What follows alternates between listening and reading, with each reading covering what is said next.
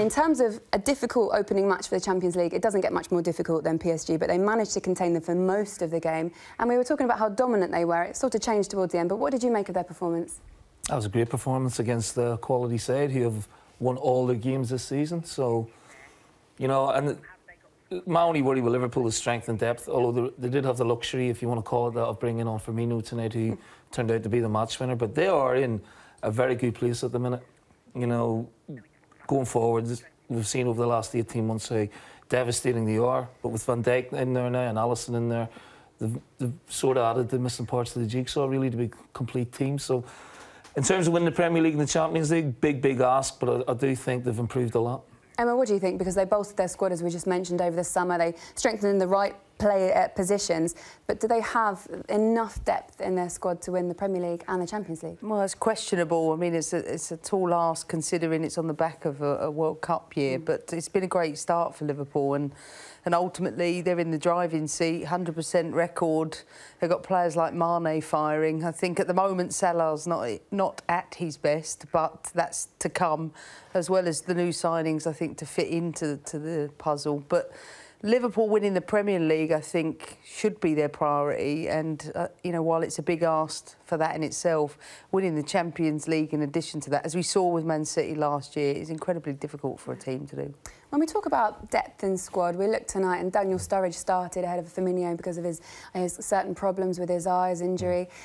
He looked like, I mean, he scored a goal. You know, that's what you want from your squad, isn't it? In terms of when you're rotating them, you want somebody to come out firing like that. No, it is. If you're looking at winning a Champions League or a Premier League, you want strength and depth, and Daniel Sturridge will be a key part of that for Liverpool this year. I mean, going out on loan to West Brom and the injury problems he's had, I remember seeing Daniel playing pre-season and he looked that little bit lighter, that little bit fresher. And maybe he's gone away, seen Liverpool play in the Champions League final and said, you know what, I want to be part of a squad. I want to be part of a successful squad. And what's in his favour is his ability as a player has never been in doubt. It's just whether he can maintain the minutes and the form on the pitch and stay fit. And if he stays fit, they've got another striker who, by the way, 2-3 years ago, we were talking about being absolutely world-class and nearly winning a title in the team with Suarez. If he can stay fit, he adds another layer. And then they can bring on Roberto Firmino like they did today, who's fresh, scores a fantastic goal to win them the game. Was it the best place for him, Liverpool? Because there were so many rumours about him moving on and getting more game time elsewhere in the Premier League or perhaps a different league. What he's doing at the moment, staying at Liverpool and being a squad player, do you think that's the best place for him? Yeah, well, it's debatable, obviously. I think he's he looks in great condition, I have to say. You know, looking at him this season, it's the best I've seen Daniel physically for a long time. And he's playing in a big team, successful team, Premier League, Champions League. They want to maybe attack all competitions and all fronts. So, yeah, from that point of view, he probably is in the best place. I think he's been wrecked with injuries, and that can be very frustrating for a player. In and out of the team. You know, people were saying, you know, he's almost like a sick note type of player, but when he's fit and firing, as Liam says, he's one of the best strikers in the country, and he's proved that tonight.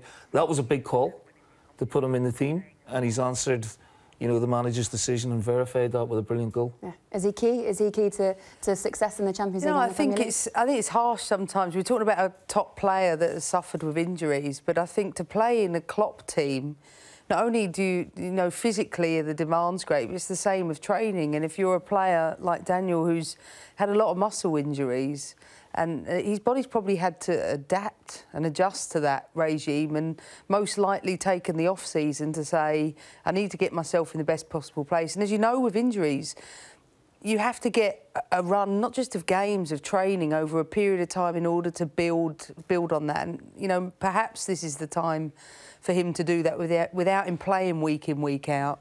And I admire players that stay in top clubs, equally work at their best to compete for their position, but make sure that he's doing everything he can to get in the team when he's asked. There was a spell when Klopp actually called into question, I think, his character, Liam, at one stage. So for him to, you know, vindicate that with a starting place tonight, it seems as if Daniel has turned the corner. It's easy to leave in that situation. I think as managers, we're going to say, well, he's going to knuckle down and... I think it shows character. Yeah, absolutely. You know, and I admire that in him. How much confidence as well will a player get to come on to start the Champions League, the first game of the season in the Champions League? It's fantastic management from Klopp. He's shown he's not afraid to put young players in. You see the performance of Alexander-Arnold again this evening, unbelievable. Joe Gomez is forming a fantastic partnership with Van Dijk. He's not afraid to put young players in or give players a chance if he feels they deserve it. And I just think it's great man management. Someone like Daniel Sturridge, you know his ability, you know his quality. To get a start against PSG, first Champions League game under the lights at Anfield, what a fantastic way to start your season, and to get a goal will give him all the confidence moving forward through the season. Where's the priority this season? What competition should it be in? That's a good question. Thank you. Premier League. It's got to be the league. Has to be, right? Has to be. Because the Liverpool fans have been waiting to win that trophy. They came so close a couple of years ago, and I think Klopp's building the team. I think they're unfortunate they've got such a great Man City side to try and overcome. But in terms of quality of teams, I've not seen many teams over the last 10 years as good as this Klopp team at the moment. So they have a fantastic chance this year, and Gary Neville spoke about it this week, about maybe prioritising. It's really difficult. You playing in front of 60,000 people today against PSG, you're trying to prioritise the Premier League. It doesn't quite work like that. But I understand the thinking behind that, and I think Liverpool fans would be happier winning an English Premier League and actually being champions of England at the moment. But you could argue with the team selection tonight that he is prioritising the league, because by playing Sturridge tonight, that decision was taken come the weekend. Exactly, and again, though, that goes back to having that squad depth that we spoke about at the beginning of the show. I remember Alex Ferguson, Manchester United, that 98-99 team. He had Sheringham and Solskjaer for one game and York and Cole for the other. If you want to win on all fronts, you need top players in every position, be able to push and challenge each other to be able to play in the big games, and he's starting to create that at Liverpool now. I think psychologically it's a huge win for Liverpool tonight as well. You know, to make those changes and still come out on top against PSG, who are currently flying at the minute. Yeah, with world-class players. And I think that'll set them in good stead. They're a totally different animal from this time last year, where they were 3-0 up in Seville. The game ended 3-3. They don't look like... I know the game ended 3-2 tonight, but they weren't as open as they have been. I think Van Dijk's plugged a lot of gaps there. Yeah. And obviously the goalkeeper's a great signing for them as well. And the disappointment on their faces when they conceded the equaliser. You could just see it was a team that wants to eliminate, you know, errors in silly situations. It looked like they've tidied up on that. Jurgen Klopp, how much pressure will he be under this season if he does not win a piece of silverware, Emma? Well, every manager's under pressure if they don't win a piece of silverware, but we're talking about, you know, the best Liverpool manager for quite some time. I mean, he's managed to unite the fans, the club alike, in the same direction.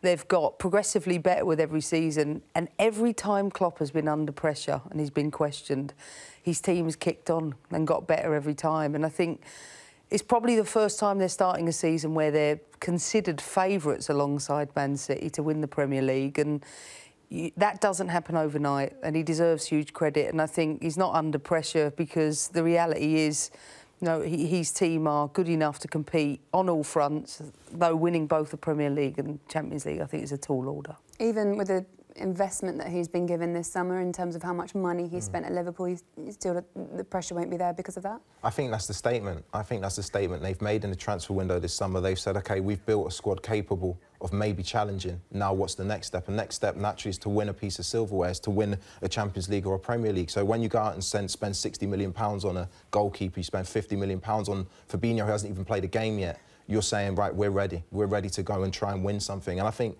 Klopp will be expecting that and enjoying that pressure himself. You know, he's won things before at a club in Borussia Dortmund who didn't have the budget of a Bayern Munich, but he was able to do it. And I think now he's got a budget. He's got a fantastic chance of achieving that at Liverpool. Will he do it? Will he do one or the other? I think they've got a great chance without sitting on the fence. I think had there not been such a great... And I think it's no disrespect to Liverpool's team. I think Manchester City are just absolutely outstanding. I've said before, I think they're the best Premier League team ever graced our league in terms of Guardiola's team and what they do. But if there's one team that can overcome them, for me, it's definitely Liverpool. Neil, I'm going to ask you to commit. Do you think they'll win either Premier League, Champions League? None? Both? I don't think... Well, I certainly don't think they'll win both.